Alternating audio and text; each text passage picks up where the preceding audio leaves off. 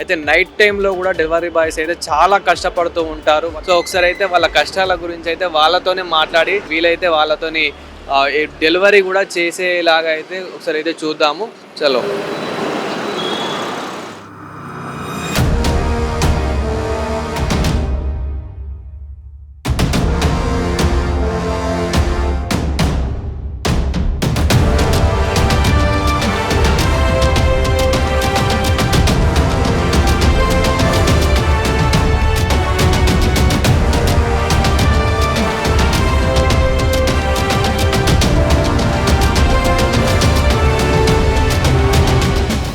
అక్కడికి వెళ్ళినాక ఫుడ్ సరిగ్గా రాలేదు, అది సరిగ్గా రాలేదు కొడతా ఉంటారు కూడా. మీకు అట్లా సంఘటనలు ఎప్పుడు జరిగినాయి అన్న? జరిగిందన్న, చాలా సార్లు జరిగింది.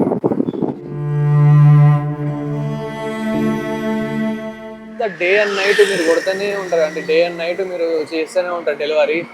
అట్లీస్ట్ ఏమన్నా ఇన్కమ్ అనేది కొంచెం ఎంతో కొంత మిగులుతుందా అన్న? ఏం మిగిలే ఎంత అన్న, మా అంటే 600 రూపాయలు మిగులుతాయి. డైలీ ఇంత కష్టపడుతూ ఉంటే మళ్ళీ మనకి బండి ఫ్యూయల్ అని ఆయిల్ అని.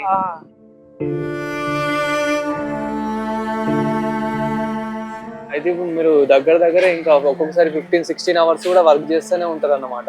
చేసుకోవచ్చు, ఒప్పుకుంటా అంటే చేసుకోవచ్చు. మన పని ఎక్కువ పడుతుంది అన్నట్టు, డబ్బులు ఎక్కువ వస్తాయి అన్నట్టు. చేసిన డెలివరీయే కాకుండా ఇంకా మాకు వాటర్ బాటిల్ తీసుకురా, మాకు థమ్స్ అప్ కూడా అది కూడా ఉంటది. మేము అంటే వాళ్ళు అడిగినప్పుడు మనం ఇస్తా ఉంటాం. చూసారు కదా వాళ్ళ కష్టం ఎలా ఉంది, అలాగే వాళ్ళ ఇన్కమ్ కూడా ఎలా ఉంది. డే అండ్ నైట్ కష్టపడితే 600 నుంచి 1000 రూపీస్ మిగులుతాయని మాత్రం అయితే చెప్తున్నాడు.